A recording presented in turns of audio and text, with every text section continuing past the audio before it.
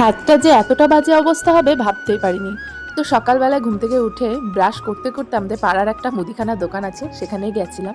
কিছু জিনিস কেনার ছিল, সেগুলো কিনে নিয়ে চলে এসেছি বাড়ি। আর বাড়ি এসে সমস্ত যে জামা কাপড় কেচে দিয়েছি। আর আমার ছেলেও এদিকে উঠে পড়েছে, ওকে ব্রাশ করতে দিয়ে আমি স্নান ধ্যান করে চলে এসেছি। এখন তুলে নিচ্ছি ফুল। আজ একটু সকাল সকালই উঠেছিলাম আর আমার সমস্ত কাজ করে স্নান হয়ে গেছিলো, তাই মা বললো যখন স্নান হয়ে গেছে তাহলে পুজোটা তুই দিয়ে নে। তো সেই মতো এই যে ফুল তুলতে লেগেছি। আর চলো এদের ছাদে দেখো কত সুন্দর ফুলগুলো হয়েছে, দেখতে এত সুন্দর লাগছে না, খুব ভালো লাগছিল।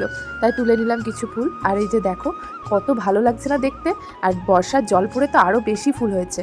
তো চলো এখন ঠাকুরকে জলটা দিয়ে নিই। প্রত্যেক দিন মাই দেয়, সকালবেলায় মাই যেহেতু স্নান হয়ে যায় তাই মাই দেয়। আজকে যেহেতু আমার খুব তাড়াতাড়ি স্নান হয়ে গেছে তাই মা বললো তুই দিয়ে নে। এদিকে আমার দেওয়া কমপ্লিট। তারপর চলে এসেছি চা খেতে। এই যে আর চা খেয়ে নিলাম। চা খাওয়ার পর মা দেখছি কোথা থেকে কচুর ডাল নিয়ে এসে, এই কালো কচুর ডাল খেতে তো আমার ভীষণ ভালো লাগে।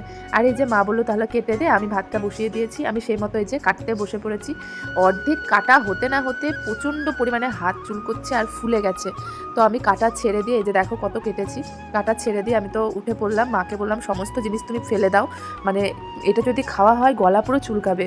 তো সেই মতো মা সব ফেলে দিয়েছে। আর এদিকে মা রান্না করে নিয়েছে মাছের ঝোল, আর এই যে কুমড়োর ছেচকি, আর করেছিল ভেন্ডি ভাজা। এই যে খাবার নিয়ে এখন ছেলেকেও স্নান করিয়ে দিয়েছি। আর এই যে এখন খাওয়াতে বসে গেলাম, ছেলেকে খাওয়াচ্ছি। পর আমরাও খাওয়া দাওয়া কমপ্লিট করে নিয়েছিলাম। খাওয়া দাওয়া কমপ্লিট করে একটু রেস্ট নিয়ে সন্ধ্যেবেলায় এই যে চা বসিয়ে দিয়েছি। চা আর এদিকে চানাচুর আর মুড়ি মাখাচ্ছি। তো চা আমার হয়ে গেছে, চলো মাকে দিয়ে আসি। আর সন্ধ্যেবেলা এরকম চা মুড়ি হলে তো খুব ভালোই হয়। তো আমারও চা যে মুড়ি নিয়ে নিয়েছি, এখন টিভি দেখতে দেখতে খাবো। তো আমার ভিডিওটা কোথা থেকে দেখছো অবশ্যই কমেন্টে জানাও।